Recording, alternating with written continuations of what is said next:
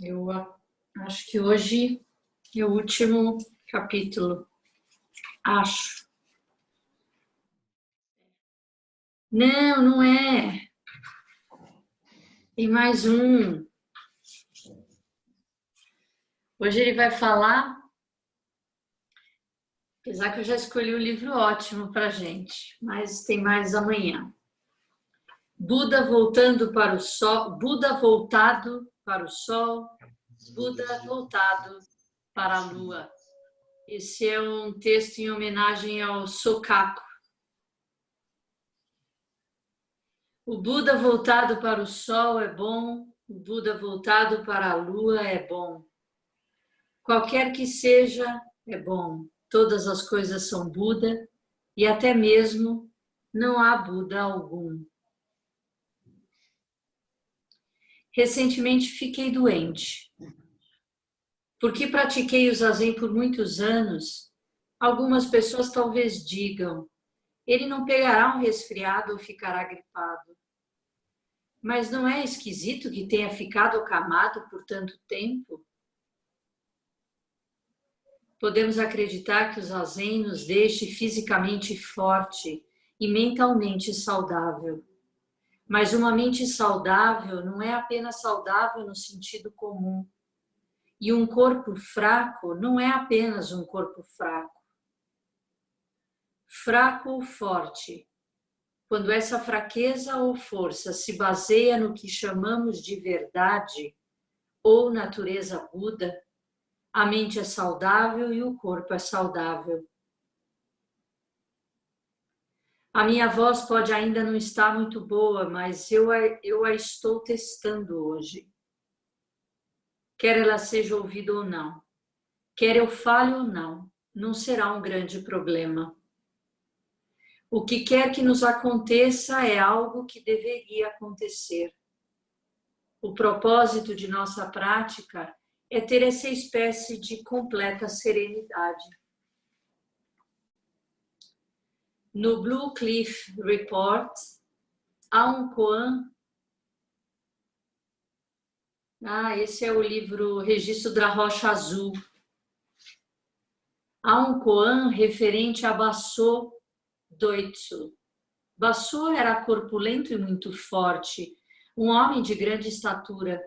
Certa vez, quando adoeceu, o monge que cuidava do templo foi visitá-lo e perguntou-lhe: como vai? Você está bem ou não?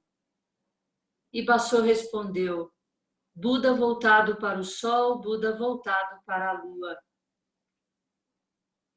Buda voltado para o sol, supostamente, vive 1800 anos.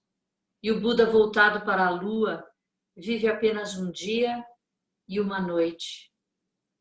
Quando fico doente, posso ser Buda voltado para a lua.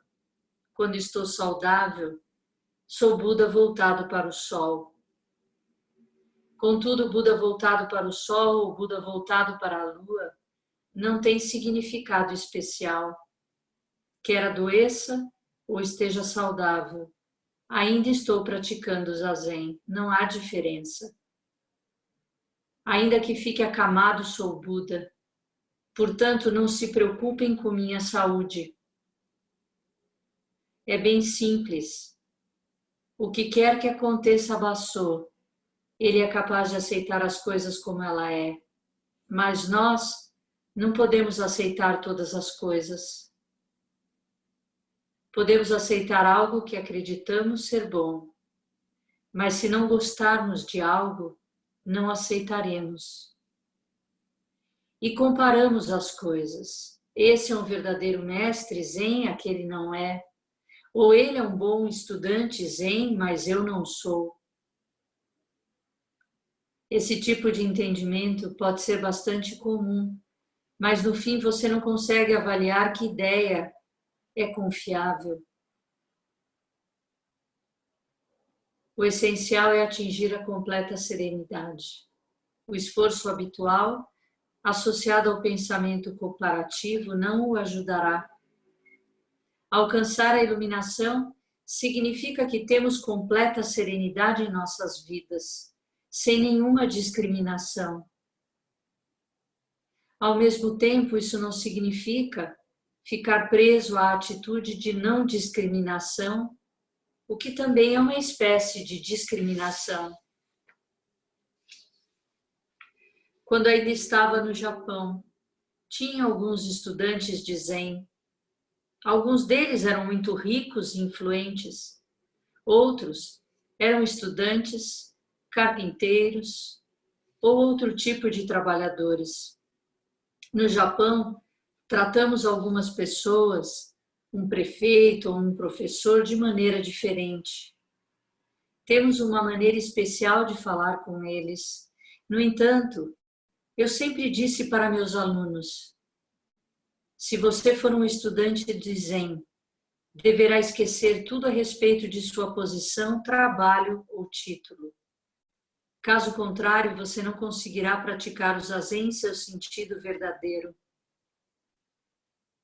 Quando você está sentado, eu digo: não pense, não pense. Não pense significa não tratar as coisas em termos de bom ou ruim, pesado ou leve. Apenas aceite as coisas como ela é. Ainda que você não esteja pensando, talvez você ouça algo. Geralmente, no instante em que você escuta algo, sua reação é: o que pode ser? É um carro? É muito barulhento? Talvez seja uma motocicleta.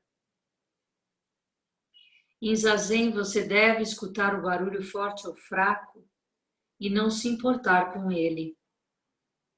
Pode parecer impossível, especialmente para um iniciante, pois no instante em que se escuta algo, há uma reação. Mas se você praticar o Zazen, se continuar a aceitar as coisas como ela é, você finalmente poderá fazê-lo. A maneira pela qual você pode fazer isso é se concentrar em sua postura ou em sua respiração. No Japão, os samurai praticavam o Zazen para ter domínio sobre a espada. Enquanto sentisse medo de perder sua vida, não podia agir com sua habilidade integral.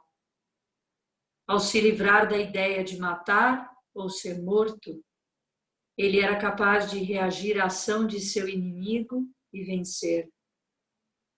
Se tentasse vencer, ele poderia perder. Desse modo, a prática de como agir sem medo, a qual limita a sua atividade, é a coisa mais importante.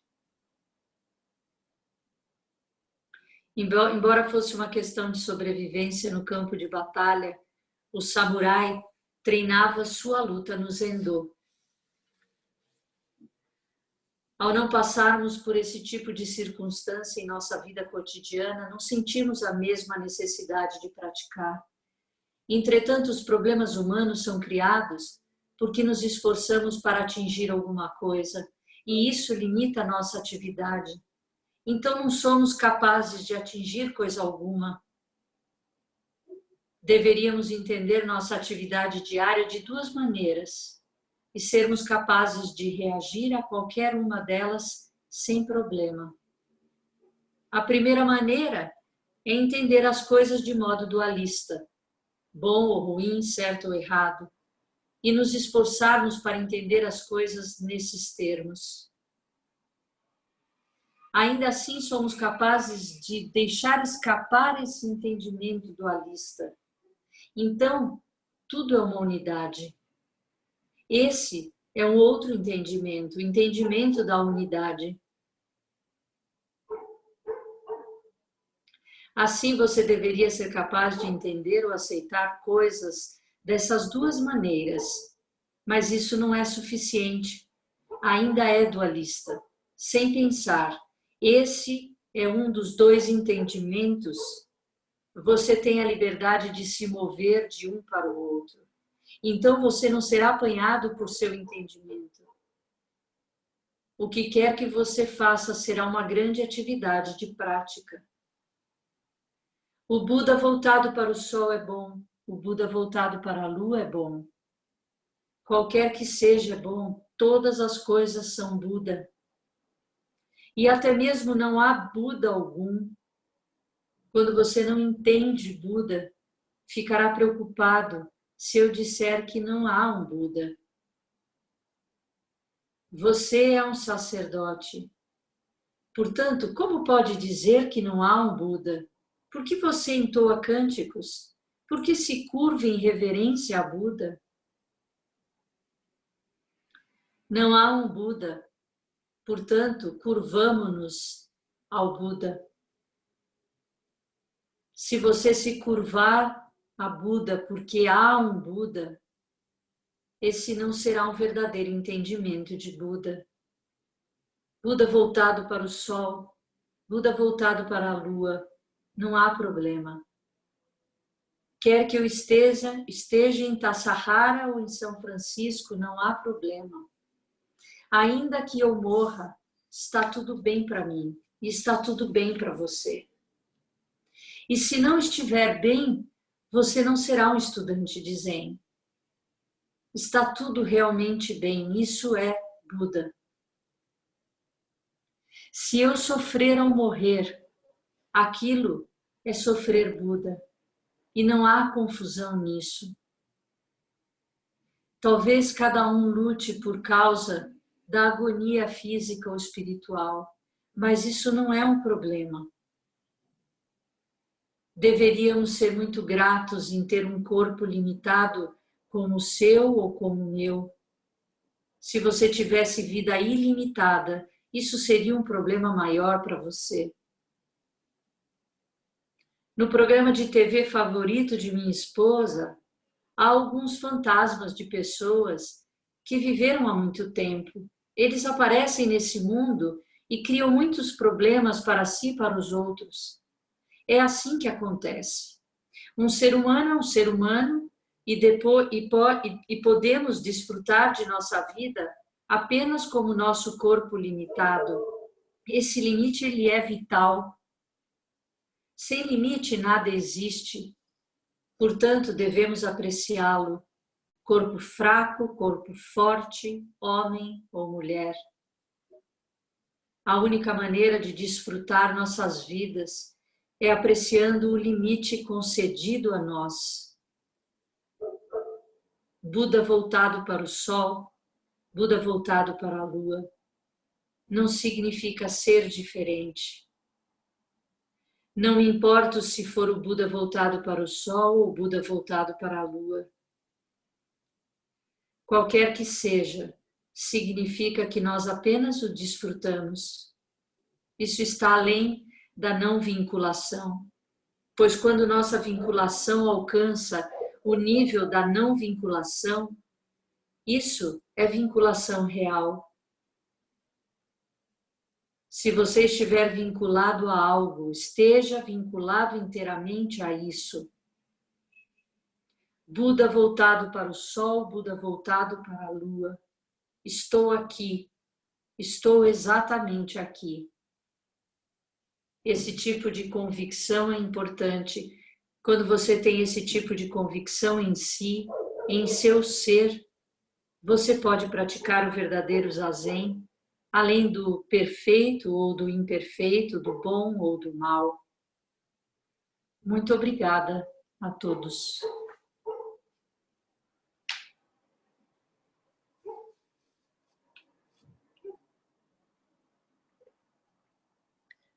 Eu lembrei de Sokaku porque quando ele chegou, lembra? Ele, não sei por que eu falei isso, Buda cara sol, Buda cara lua, que as pessoas perguntam, como que você está hoje? Hoje eu estou gripada, hoje eu estou bem. E a gente costumava falar, Buda cara sol, Buda cara lua. Aí na semana seguinte ele voltou com as duas mãos tatuadas, uma com a lua e uma com o sol. Pegou ele isso, sabe? Foi interessante.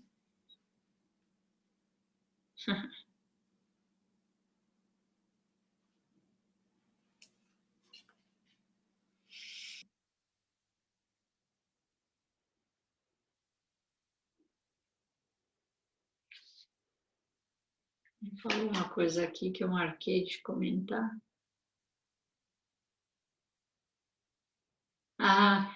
que ele fala que se você for um estudante do Zen, você deve esquecer tudo a respeito de posição, de trabalho. Eu também lembrei de um diálogo, acho que não sei se era um koan, mas é um encontro de professor e aluno, em que você senta na frente do professor e o professor fala, quem é você? Aí você começa, eu sou o Arro. Eu falei, não perguntei seu nome. Eu perguntei quem é você. Aí você fala, eu sou arquiteta. Não perguntei sua profissão, quem é você? E assim ele vai. Ele continua insistindo em quem é você, para entender, né? Que quem é você em essência. Você não é os teus títulos, as tuas posições, né? O que ele fala aqui, o trabalho.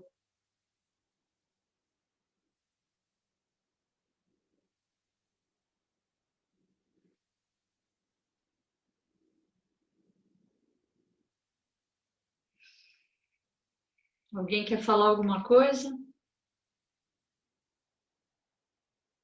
O Arro. Hi. Hi, Engetsu. Essa. Tudo bem? Me deu vontade de compartilhar um pouco. Eu não sei quantas pessoas conhecem o Suzuki Roshi. E esse livro, ele escreveu mesmo, são as palestras dele um pouco antes de morrer, ou, assim, são posteriores à do Mente Zen, Mente de Principiante. E ele faleceu durante um Rohatsu Sesshin. Ele morreu do dia 3 para o dia 4 de dezembro. Então ele estava, enfim, ele morreu lá no City Center e as pessoas estavam fazendo zazen. E ele é muito incrível que ele, na verdade, passou muito pouco tempo nos Estados Unidos. Eu acho que foram 12 anos de quando ele chegou até quando ele faleceu. E é incrível, né? O que, enfim, as condições que tinham lá e o que pôde acontecer, né, com essa presença dele. Então, enfim, foi uma coisa assim que quando ele faleceu, tipo, o Zen Center lotado de gente e ele foi para os Estados Unidos muito que nem quando a Roshi veio para o Brasil, né, a Monja Coen. Ele foi para cuidar do templo japonês lá em São Francisco. E aí tinha essa coisa lá dos hippies, né, do pessoal meio bicho grilo lá de São Francisco, que começaram a aparecer lá na Japantown e sentar zazen. E aí depois foi que eles compraram o prédio onde fica, né, o City Center. E tem uma história que quando ele foi visitar Tassajara pela primeira vez, né, quando eles foram visitar o terreno, assim, quando ele chegou lá, diz que ele desceu do carro e ele começava a dançar de alegria, assim, né, de saber que tinham condições para poder fazer um mosteiro. Então, eu acho muito incrível, assim, o quanto que a vida dele realmente essa dedicação à prática, né? Essa devoção, assim. Tem uma outra história que agora eu lembrei que diz que uma vez veio uma aluna conversar com ele do Okusan e falou assim: Suzuki Roshi, eu tô apaixonada por você. E ele falou assim: tudo bem, a minha prática dá conta por mim e por você. Tipo, dele realmente ser muito correto, assim, sabe? De ter essa dedicação à prática realmente, assim, muito exemplar, né? E o que as pessoas falam, os professores que praticaram com ele lá em São Francisco, todo mundo fala que ele tinha uma presença muito humilde e muito presente. Tipo, ele estava com você, ele estava com você. E, enfim, queria agradecer que você escolheu esse livro, porque para mim é super especial também poder estar ouvindo mais uma vez. Várias dessas palestras eu ouvi lá, né? Eu tenho esse livro em inglês e sempre parece que traz coisas novas, né? Sim, sim. Realmente, eu não sabia que era tão pouco tempo que ele ficou 12 anos, realmente é incrível a gente entender causas e condições, né? Um terreno fértil e a pessoa certa, né? Aberta, essa postura humilde, eu acho que isso tem muito a ver, né? Acho que faz acolhe, né? Acolhe. Eu não sabia, tem um templo sede da Sotoshu lá em São Francisco? Tem, assim, não sei se é sede da Sotoshu, mas tem um templo japonês. Sim, acho que deve ser E sede da Sotoshu. foi enviado, né? Quando ele vai. É, ainda tem, mas é bem menor, assim, tem tipo um, dois monges, de vez em quando eles até vinham lá no Zen Center. Sei, que interessante. No final do É, ano eles fazem motim. legal. É.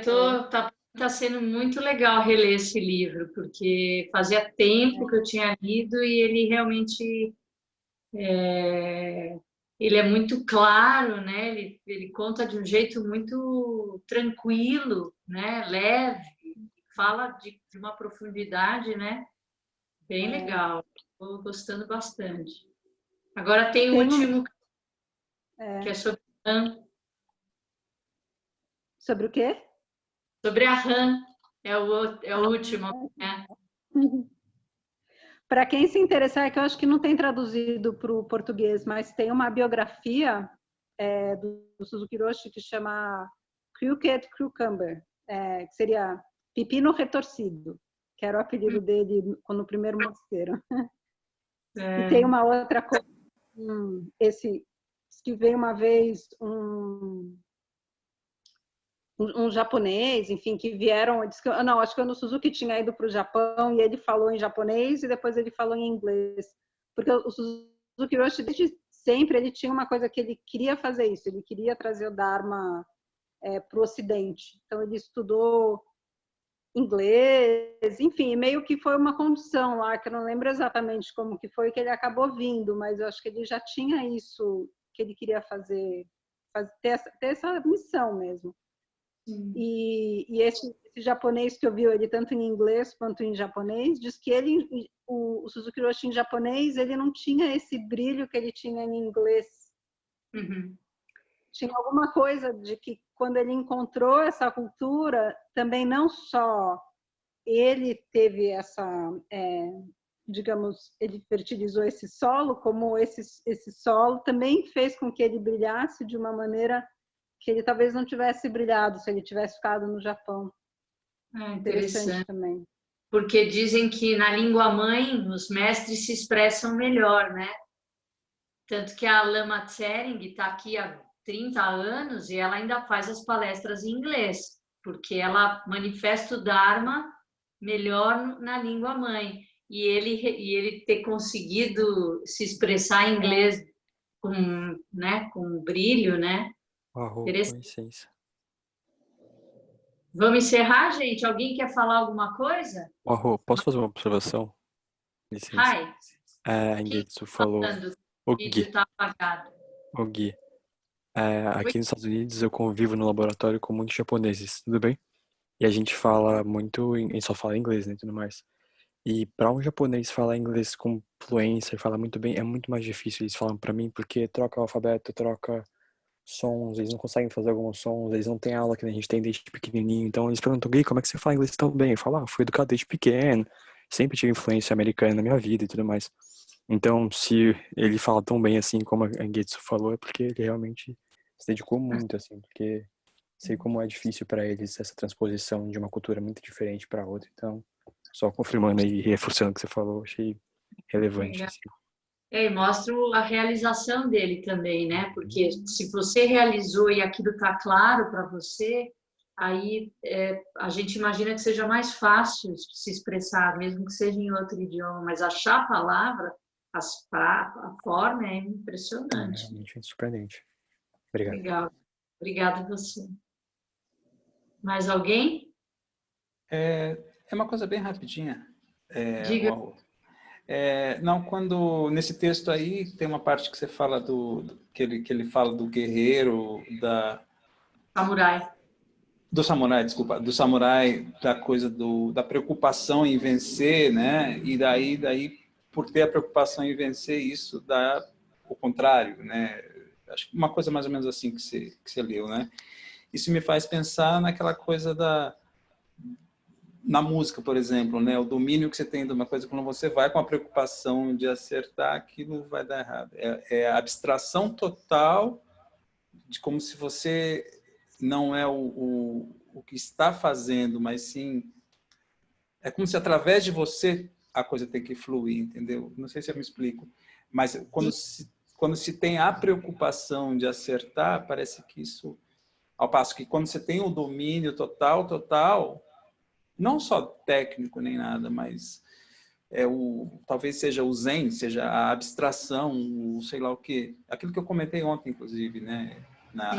No concerto, né? Então, aí é quando a coisa vai dar certo mesmo. Quando você se abstrai mesmo, né? Abstrai no sentido de presença, né? Nesse sentido. Sim, de presença não, exato, é isso que eu quero dizer com abstrair. Talvez não seja a boa palavra, mas a preocupação é o que bagunça tudo, né? A preocupação, a expectativa de acertar, do vencer, exatamente. Né? De ser certo, de ser perfeito ou imperfeito. De fato é isso. A gente ensaia, a gente treina para tudo, mas a hora é a hora. Não tem como garantir que a hora vai ser perfeito como a gente imaginou. Então, é difícil não ter essa ideia, né? De perfeição. Então, amanhã eu vou fazer isso e eu treinei tanto que não tem como dar errado. Só esse pensamento em si já, às vezes, atravessa, né? Porque, de fato, quando você traz esse pensamento para o momento, você se separa do momento. Você já não está mais no momento, você está trazendo uma expectativa, né? Você se separou. Se separou, é isso. Né? O risco é de se acidentar, de errar a hora, né? Exatamente. Então, é difícil, é muito difícil. É que nem qualquer arte zen traz a arte do arqueiro, lembra? Não sei se alguém já leu a arte carvalheiresca do arqueiro zen, que conta um pouco sobre o arco e flecha, e fala desse momento de soltar, né? Você quer acertar o alvo, mas tem a hora que o alvo quer ser acertado e você só foi como você falou, você só estava lá, tocando, né? Você só estava lá. Não tinha eu tocando, não tinha eu fazendo zazen, né? Esse é o pontinho aí que é eterno, eternamente. Enquanto a gente estiver aqui, a gente está trabalhando isso para perceber. Só para acabar, tem um livro muito interessante chamado Effortless Mastery, de um pianista americano que fala exatamente disso, né? Do domínio através desse estado não de consciência, mas ele vai bem por aí, pelo zen mesmo, e é bem interessante. É uma coisa que vale a pena conhecer. E não é específico para músico, nem nada, é uma coisa que fala desse princípio, assim, da presença, né, o tempo inteiro. Muito bom. Vamos encerrar? Sim. Eu tenho uma coisinha só para falar, posso falar? Claro. Desculpa. Ontem, lembra aquela palavra que era o patrão, e que gerou um pouco, assim, vamos dizer, de algumas dúvidas? Eu fiquei pensando, eu acho que a tradução correta seria ser seu próprio mestre. Sim. Né? Então, era só isso. Que daí encaixa muito mais, né? Todo o texto encaixa. Você ser seu próprio mestre, não seu patrão, que conota uma coisa mais dura e mais rígida, né? Só isso. E uma relação de poder, né, patrão? Quando a gente fala do mestre. Agora, você ser seu próprio mestre é você ser sua própria luz, né? Que são as palavras do Buda, quando morre, né? Sim. Tá, obrigada, muito bom. Obrigada, viu? Imagina. Que os méritos da prática se estendam a todos os seres e que possamos nos tornar o caminho iluminado.